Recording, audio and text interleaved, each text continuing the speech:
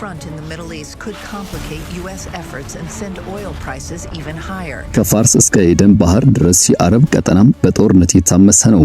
የኢራንና አጋሮቿ በትሮችም ባህረ ሰላጤው ሀገራትን ከባድ ቅዠት ውስጥ ከተዋቸዋል። President Donald Trump has said he is close to deciding whether to launch a bigger attack. ሁቲዎች የሳውዲ ግዙፍ ነዳጅ ማጣሪያ በሚሳኤል መደብደባቸው ሲሰማ የዓለም ነዳጅ ገበያ ጣራ ነክቷል። The armed forces will continue their naval operations against the Saudi enemy and will persist in enforcing a siege for a siege equation.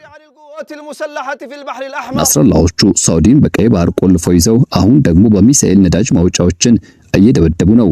በቅርቡ የእሳት ራት የሆኑት መርከቦቿን ጥቃት ምላሽ ሳትሰጥ አሁን ደግሞ ከባድ ምት የደረሰባት ሳውዲ በፍንዳታው የታመሰች ባለችበት በፋርስ ሌላ እሳት ተነስቷል። News coming in, Bahrain and Kuwait have secretly carried out air strikes inside Iran, marking the first known direct military action by the two Gulf nations against Tehran. በኢራን ጥቃት የተማረሩት የሰላጤው ሀገራትም ኢራንን በጋራ ተባብረው በጀት መደብደባቸው በሰበር ተሰምቷል። የኢራን ጥቃት ኢኮኖሚያቸውን ብቻ ሳይሆን ሰላማቸውን ማናጋቱ ያማራቸው ኤምራቶቹ በጋራ ተባብረው የኢራን ሚሳኤል ማከማቻ ሲደበድቡ አድረዋል።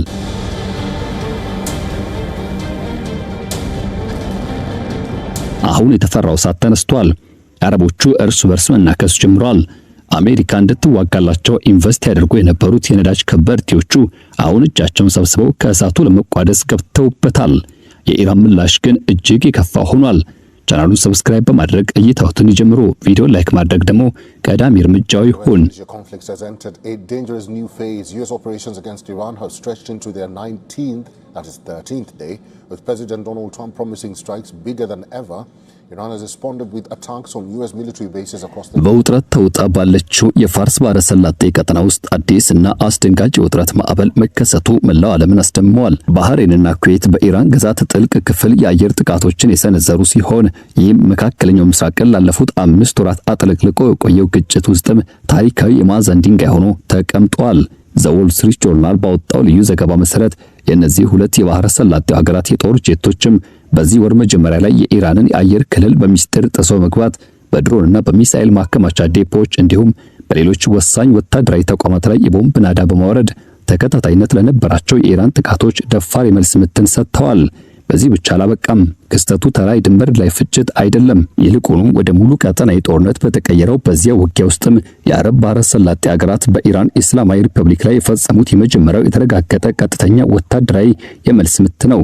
የተባበሩት አረብ ኤሚሬትስ ወሳኝ የሆኑትን የመረጃ ድጋፎችና የአየር ከለላዎችን በመስጠት በተሳተፈችበት በዚህ ኦፕሬሽን ቀደም ሲል ከቀጥተኛ ግጭቶች ይሸሹ የነበሩት ትናንሽ የባህረ ሰላጤው ሀገራት አሁን ላይ ወደ ቴህራን ወታደራዊ እምብርት ድረስ ዘልቀው ለመምታት ዝግጁ መሆናቸውን እያሳየና በቀጠናው የኃይል ሚዛን ላይ ፈጣን ብሎም ድራማዊ ለውጥ መምጣቱ ያሳየ ክስተት ሆኗል። የጥቃት የተከሰተው በአሜሪካና በእስራኤል የተቀናጀ ኦፕሬሽን የተቀሰቀሰው ሰፊ ግጭት ወደ አደገኛና አዲስ ምዕራፍ በተሸጋገረበት ወቅት ነው። የኢራንን የኒውክሌር ምኞትና አመራሮች ለማዳከም ታስበው በተከፈቱት የተወሰኑ ጥቃቶች የጀመረው ይህ ግጭት አሁን ላይ ሚሳኤሎችን በመለዋወጥ በድሮን ጥቃት በዓለም አቀፍ የኃይል አቅርቦት መስመሮች መስተጓጎል የታጀበና በርካታ ግንባሮች ያሉት እጅግ ውጥንቅጦ የበዛ የጦርነት ማዕበል ሆኗል። አሁን ደግሞ አረብ ሀገራት በቀጥታ ወደዚህ ውጊያ መቀላቀላቸው የመካከለኛው ምስራቅን ካርታ መልሶ ሊስል የሚችለው የዚህን ግጭት አካሄድ መሰረታዊ በሆነ መንገድ እየቀየረው ይገኛል። Continued strikes come as the president's reportedly reaching the end of his rope with Iran's regime and now considering a full-scale military ባህሬን ሆነች ኩዌት ስለተፈጸመው ተልዕኮ ይፋዊ መግለጫ ስላልሰጡ የጉዳዩ ዝርዝር ሚስጥር እንደተጠበቀ ይገኛል። የሁለቱ ሀገራት ቃል አቀባዮች ለቀረቡላቸው ቃለ መጠይቆችን ጥያቄና ምላሽ ለመስጠት እንቢተኞች ሲሆኑ ስለ ኦፕሬሽኑ ቅርበት ያላቸው ምንጮች የጉዳዩን እጅግ አነጋጋሪነትና ሂደቱን ግምት ውስጥ ማስገባት ስማቸው እንዳይገለጽ በተሰጠ አስተያየት ተናግረዋል። እንደ ዘ ዎል ስትሪት ጆርናል ዘገባ ከሆነ ከባህሬንና ኩዌት በአንጻራዊ ሁኔታ አነስተኛ የሆኑት የአየር ኃይሎች የተሰማሩትና እንዲሁም ደግሞ በዚያ እንዲንቀሳቀሱ የሆኑት በዋነኛነት በአሜሪካና በአውሮፓ የተመረቱት የጦር ጄቶች የኢራን ድሮኖችና ሚሳኤሎች አከማችተው የያዙ ዋና ዋና ተቋማትን ኢላማ አድርገዋል። እነዚህ ቦታዎች ቴህራን ጎረቤቶቿን ለማስፈራራትና ዓለም አቀፍ የባህር ንግድ መስመሮችን ለማስፈራራት ተጠቀመችባቸው የመጨረሻ የጦር መሳሪያዎቿ ማለትም ያልተመጣጠነ የጦርነት አቅም ማዕከል ናቸው። የተባበሩት አረብ ኤሚሬትስ ስለ ኢላማዎቹ ቦታዎች ጥራት ያለው መረጃ መስጠትና ኦፕሬሽኑን ስኬታማነት ለማረጋገጥ የመከላከያ አየር ከለላ በመስጠት ረገድ ወሳኝ ሚና ተጫውታለች። ይህ ቅንጅት በባህረ ሰላጤው ትብብር ምክር ቤት ጂሲሲም አባላት መካከል ያለውን አዲስ ወታደራዊ ውህደትና ትስስር የሚያሳይ ሲሆን ይህም ክስተት የቀጠናውን ደህንነት መዋቅር ለቀጣዮቹ ዓመታት ሙሉ በሙሉ ሊቀርጸው የሚችል እድገት ተብሎ ተቀምጧል። We don't need the Hormuz Strait, but we do it because we have to do it because we cannot let Iran have a nuclear weapon. It's very ወታደራዊ ባለሙያዎች ኦፕሬሽኑ እጅግ ደፋር ሲሉ ገልጸውታል። ባህሬንና ኩዌት የኤፍ-16 እና ዩሮፋይተር ታይፉን የጦር ጄቶችን ጨምሮ የላቁ አየር ሀብቶች አሏቸው። በኤምሬትስ ድጋፍ ቢታጀብ እንኳን ወደ ኢራን አየር ክልል ዘልቆ መግባት የሩሲያ ኤስ-300 ስርዓቶችና በአመታት ማዕቀብና የጦርነት ዝግጅት ጠነከሩ አገር በቀል የራዳር መረቦችን ያካተተው የኢራን ድርብርብ የአየር መከላከያ ለማስወገድ እጅግ ጥንቃቄ የተሞላበት እቅድን የሚጠይቅ ነው። የጥቃቱ ጊዜም ቢሆን ብዙ ነገሮችን የሚናገር ነው። ጥቃቱ የተፈጸመው በባህሬንና በኩዌት መሬት ላይ ተከታታይ የኢራን ጥቃቶች ከተፈጸሙ በኋላ ነው። ከነዚህ መካከል በሳምንታት በፊት በባህሬን መዲና ማናማ የሚገኘውን ይህን ሆቴል፣ በቅርቡ ደግሞ በወሳኝ መሰረተ ልማት አውታሮች ላይ የተፈጸሙ ጥቃቶች ይጠቀሳሉ። የኩዌት የውጭ ጉዳይ ሚኒስትር ኢራን በኤሌክትሪክ ማመንጫና በጨው ውሃ ማጣሪያ ተቋም ላይ ፈጸመችው ጥቃት አደገኛ ጸብ አጫሪነትና ዓለም አቀፍ ሕግ ጥሰት ሲሉ አውግዘውት ነበር። ሁለቱ ሀገራት ከፍተኛ የሆኑ የአሜሪካ ወታደራዊ ስምሪቶችን የሚያስተናግዱ ሲሆን ባህሬን የአሜሪካ የባህር ኃይል 5ኛ ፍሊትና ዋና መስሪያ ቤት ስትሆን ኩዌት ደግሞ በሺዎች የሚቆጠሩ የአሜሪካ ወታደሮችን ታስተናግዳለች። ይህም ለኢራን መልስ ምትም ጥቃት ዋነኛ ኢላማ አድርጋታል። በሁለቱ ሀገራት የሚገኙ የአየር መከላከያ ስርዓቶች ተከታታይነት ያላቸውና የሚሳኤልና የድሮን ማዕበሎችን በማክሸፍ ረገድ እንዲሁም በማኮላሸት የተጠመዱ ሆነዋል። ባለስልጣናት ሰፊ የሰው ህይወት ጉዳት መድረሱን አነስተኛ አድርገው ለማሳየት ቢጥሩም ስነ ልቦናዊና የኢኮኖሚያዊ ጉዳቱ ግን እጅግ ከፍተኛ ሆኗል። የተጎዱ ሆቴሎች፣ የተስተጓጎሉ አየር ማረፊያዎች፣ የተመቱ የኃይል ማደያዎችና እነዚህ ረቂቅ አደጋዎች ሳይሆኑ የባህረ ሰላጤው ሀገራት በጥንቃቄና በከፍተኛ ጥረት የገነቡትን ዘላቂ መረጋጋትና ብልጽግና በቀጥታ ያወደሙ የከባድ ምት ማሳያ ናቸው። ለአስርት ዓመታት የባህረ ሰላጤው የአረብ ሀገራት በኢራን የሚከተሉት ፖሊሲ በጥንቃቄ ላይ የተመሰረተ የማስፈራራት ስልት ነበረው። በሃይማኖታዊ ክፍፍሎች፣ በቀጠና የበላይነት ምኞቶች እንዲሁም በየመን በሶሪያና በሊባኖስ ባሉ የተኪ ወኪሎች ግጭት ሳቢያ የቆዩ ከባድ ፉክክሮች ቢኖሩም ቀጥተኛ ወታደራዊ ፍልሚያዎችን በከፍተኛ ሁኔታ ያስወገዱ ነበሩ።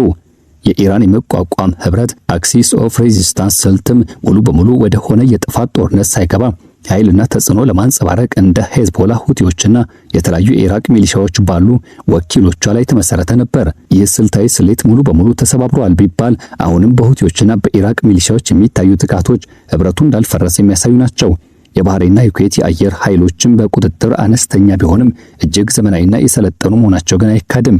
ባህሬን ኤፍ-16 ፋይቲንግ ፋልከን የጦር ጀቶችን የምታንቀሳቀስ ሲሆን በላቁ ጦር መሳሪያዎች ላይ ከፍተኛ መዋለ ንዋይ ታፈሳለች። ኩዌት በበኩሏ የኤፍኤ-18 ሆርኔትና ታይፉን ጄቶችን ሸምታለች። እነዚህ ኃይሎች ታዲያ ከሳውዲ ወደ ኤሚሬትስ የአየር ኃይል በስፋት ጋር ባይነጻጸሩም በዚህ ኦፕሬሽን ወቅትም የነበራቸው የሩቅ ርቀት ስምሪትና ትክክለኛነት ግን ከፍተኛ የተባለ የጥቃት አቅምን የያዘ መሆኑ የማይካድ ነው። የተባበሩት አረብ ኤሚሬትስ ድጋፉ ለኦፕሬሽን የላቁ ቴክኖሎጂዎች ድጋፎችን ያከለ ነው ትላለች። ኤሚሬትስ ዘመናዊ የተባሉ ኤፍ-35 ጄቶች የተራቀቁ የመረጃና የስለላ ሀብቶች እንዲሁም ደግሞ በየመን ኦፕሬሽን ያካበተቻቸው ልማዶች አሏት።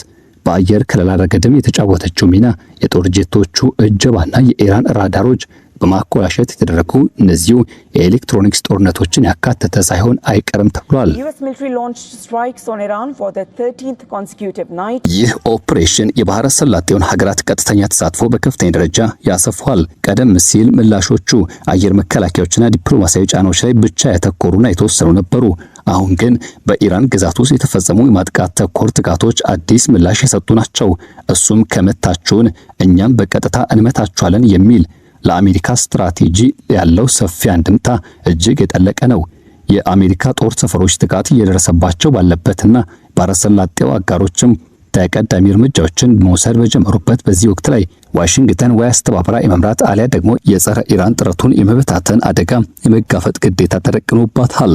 በቅርብ ጦር ሰፈሮቿ ላይ ከተፈጸሙ ጥቃቶች በኋላ አሜሪካ በኢራን የፈጸመቻቸው ተከታታይ ጥቃቶች የዚህን ፍልሚያ እርስ በርስ የተሳሰረ ባህሪን አጉልቶ እንዲወጣ አድርጓል። ይህ አዲስ ክስተት ቀደም ሲል ሲካሄዱ የነበሩ ጂኦፖለቲካዊ አስተላልፎችን ያፋጥነዋል። የባህረ ሰላጤው የትብብር ምክር ቤት GCC ሀገራትም ከአሜሪካ ውጭ ካሉ ሀገራት ጋር ማለትም ከቻይና፣ ሩሲያና ቀደም ሲል ከኢራንም ጭምር ያላቸውን ግንኙነት ሲያሰፉ ቆይቷል። አሁን በቴህራን ላይ የተወሰደው ቀጥተኛ እርምጃ ክፍፍሎቹ ሊያጠናክር ቢችልም በባህረ ሰላጤው ሀገራት መካከል ግን አዲስ አንድነትን ሊፈጥር ይችላል። የሳውዲ አረቢያ ሚና አሁንም ቢሆን እጅግ ወሳኝ ነው። ምንም እንኳን በእነዚህ ጥቃቶች ውስጥ ቀጥተኛ ተሳታፊ ባትሆንም ሪያድ በሁቲዎች ላይ የምታደርገውን ኦፕሬሽን የቀጠለች ሲሆን ከኢራን ጋርም ያለውን ፉክክር የተወጠረ ግንኙነት እንደያዘች ትገኛለች። ዮርዳኖስና ሌሎችም የአሜሪካን ወታደራዊ ሀብቶች የሚያስተናግዱ ሀገራት ሁኔታውን በስጋት መከታተላቸው አልቀረላቸውም። እስራኤል የአረብ ሀገራት የጋራ ጠላትን በመዋጋት ረገድ ሸክሟን በመጋራታቸው የምትጠቀም ቢሆንም በአብርሃም ስምምነት ስር ይደረጉ የነበሩ የግንኙነት ማስተካከያ ጥረቶች በዚህ ሰፊ ጦርነት ምክንያት አዲስ ውስብስብ ነገሮች ገጥሟቸዋል። ከዚህ ጉዳይ ጋር ተያይዞ አዲስ የተሰማው መረጃ ሳውዲ በሁቲዎች የደረሰባት ያለው ጥቃት ሆኖ ተቀምጧል። There are growing concerns Iran is using Houthi rebels in Yemen to open a new front against the US and Israel.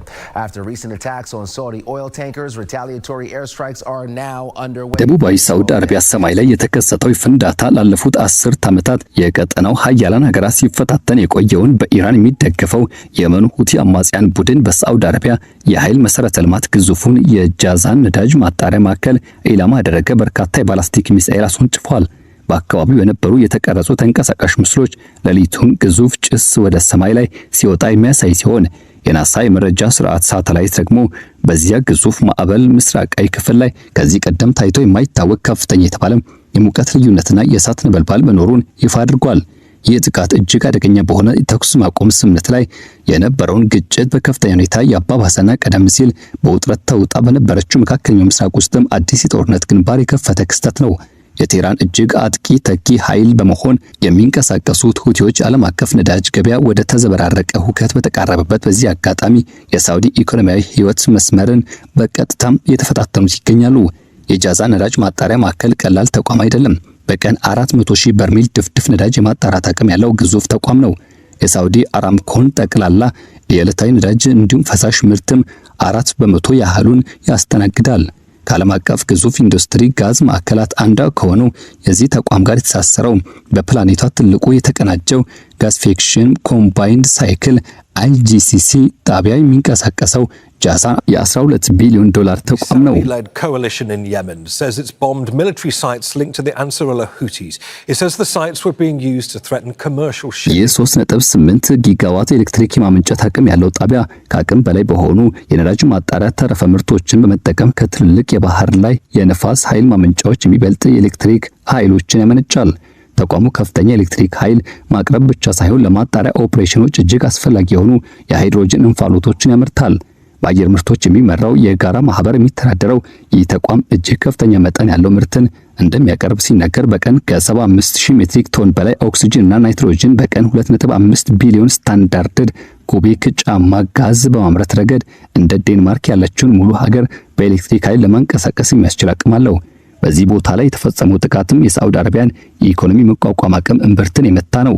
የነዳጅ ገቢ አሁንም ቢሆን የቪዥን 2030 ኢኮኖሚ ማሻሻያዎችን የሚደግፍበት ሀገር በመሆኗ በዚህ ተቋም የሚደርስ ማንኛቸውም ቀጣይነት ያለው መስተጓጎል በዓለም አቀፍ አቅርቦት መስመሮችና በኢንቨስተሮች እምነት ላይ በቀጠናዊ መረጋጋት ጭምር የሚያሳድረው ተጽዕኖና እንዲሁም ማዕበሉ የከፋና ከባድ ነው። The armed forces will continue their naval operations against the Saudi enemy and will persist in enforcing a siege for a siege equation. የሁቲዎች ቃል አቀባይ ጥቃቱን ወዲያውኑ የፈጸሙት መሆናቸውን አውጀዋል። ጥቃቱ ከሰዓታት በፊት የሳውዲ አረቢያ በጥምረቱ በሁዴዳ ወደብና በካማራን ደሴት ላይ በደረሰው ድብደባ የተሰጠ ቀጥተኛ መልስ ምት እንደሆነ ገልጸዋል። የሳውዲ ወታደራዊ እርምጃ በቀይ ባህር ባለው ውጥረት ቀጠና ምክንያት በሁቲ ባህር ኃይል ተቋማትና በወታደራዊ ካምፖች የተቃጣ እንደነበር ተዘግቧል። የሳውዲ ባለስልጣናት የደረሰው ጉዳት ግምገማ በተመለከተ በዝምታ መቀመጥን የመረጡ ሲሆን የሲቪል መከላከያ ማስጠንቀቂያዎችን ከመበተን ውጪ የጉዳቱ መጠን ወዲያውኑ አላረጋገጡም። ሆኖም ግን ገለልተኛ የሆኑ ማስረጃዎች አሳሳቢ ሁኔታ መኖሩን ይጠቁማሉ። እንደ አውሮፓውያን የዘመን ሰሌት በ2022 ከተደረገው የተኩስ ማቆም ስምምነት በኋላ በ4 ዓመታት ጊዜ ውስጥ በሳውዲ ነዳጅ ማጣሪያ የተፈጸመው የመጀመሪያው ትልቁ የሁቲ ጥቃት ነው። ቀደም ሲል የነበሩት ሁቲዎችም ዘመቻዎቹ በድሮንና በሚሳኤል አብቃይቅ ሆሬስና እንዲሁም ሌሎችም ቦታዎች በመምታት ረገድ የሳውዲን የምርት መጠን በቀን በሚሊዮን በሚቆጠር በርሜሎች ቀንሰውትና የዓለምን ነዳጅ ዋጋ አውከውት እንደነበር አይዘነጋም። ይህ ጥቃት የመካከለኛው ምስራቅን ውጥረት ወደ አዲስ እና እጅግ ግዙፍ ወደ ተባለ ምዕራፍ አሸጋግሮታል። ሳውዲ አረቢያና አጋሮቿ በየመን የሚገኙ የሁቲ ይዞታዎች ላይ ጠንካራ መልስ ምት ወታደራዊ እርምጃዎችን እንደሚወስዱ ይጠበቃል። ሆኖም ግን ወታደራዊ እርምጃዎቹ ብቻቸውን የሁቲዎች ሚሳኤልና የድሮን አቅም ሙሉ በሙሉ ማጥፋት አለመቻላቸው ላለፉት 10 ዓመታት የተረጋገጠ እውነት ነው። በሌላ በኩል ደግሞ የአሜሪካና ዓለም አቀፉ ማህበረሰብ ምላሻቸው እጅግ ወሳኝ ይሆናል። በቀይ ባህርና በፋርስ ባህረ ሰላጤ አካባቢ ያለውን የንግድና የኃይል መስመር ደህንነት ማስጠበቅ ለዓለም አቀፍ ኢኮኖሚ መረጋጋት ወሳኝ በመሆኑ ሀያላን ሀገራት በሁቲዎችና በጀርባቸው ባለው የኢራን መንግስት ላይ የሚያደርጉት ጫና ሊጨምሩ ይችላሉ።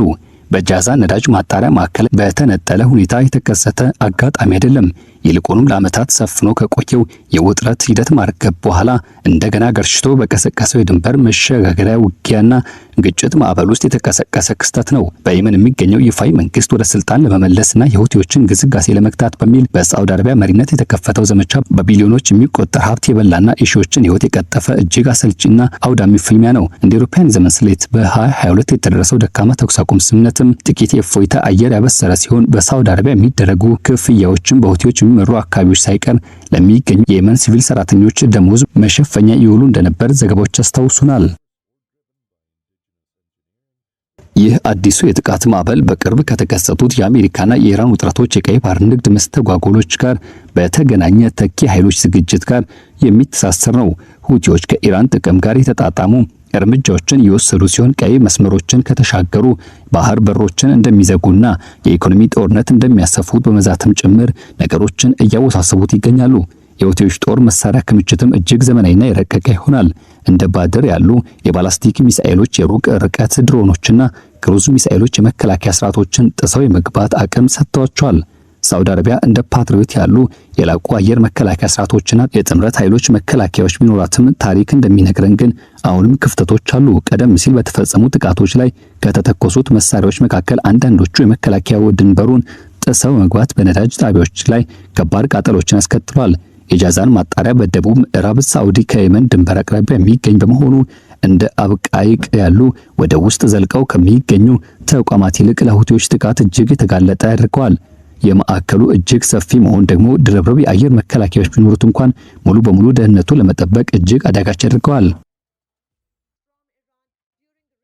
ለሳውዲ አረቢያ ኃይሎች የመልስ ምት ስሌቱ እጅግ ውስብስብ ነው። የመልስ ምት ጥቃቶች መሰንዘር ውጥረቱን ይበለጥ ያባብሷል። በሌላ በኩል ደግሞ ዝምታን መምረጡ በሀገሪቱ ኢኮኖሚ እምብርት ላይ ተጨማሪ ጥቃቶችን ይጋብዛል። ቀደም ሲል የነበሩት ልማዶች እንደሚያሳዩት ከሆነ ሳውዲ አረቢያ ጥምረቷ በሁቲዎች ማስወንጨፊያ ጣቢያዎች፣ በትዕዛዝ ማዕከላትና እንደ ሁዴይዳ ባሉ ወደቦች ላይ የአየር ድብደባዎችን ያካሄድ ነበር። ቀጣይነት ያላቸው የሁቲ ዘመቻዎች ሳውዲ አረቢያን ሀብቷን ከተለያዩ የልማት ስራዎች ወደ ጦርነት እንድታዞር ሊያስገዳት ይችላል። አሜሪካና አጋሮቿ በቀይ ባህር ላይ ያለውን የመርከቦች እንቅስቃሴ በቅርበት የተከታተሉ ሲሆን በዚህ አካባቢ የሚፈጠር ማንኛውም ጥልቅ የተባለ መስተጓጎል በሆርሙዝ ወሽመጥ ላይ ካለው ስጋት ጋር ተደራርቦ የዓለምን ኢኮኖሚ ያናጋዋል።